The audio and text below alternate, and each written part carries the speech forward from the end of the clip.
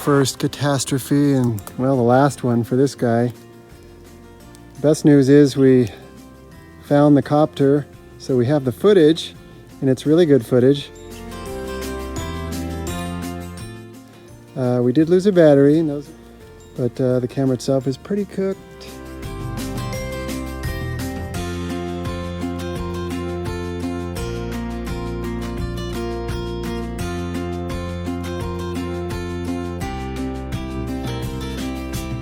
Well, amazingly enough, we found the battery in a thick forest like this. Pretty hard to do. Like 30 feet from where the drone landed, so... Yeah. So we're lucky. It just kept going on its own momentum. The battery looks cooked, but we'll see ultimately. But hey, we got everything. Awesome.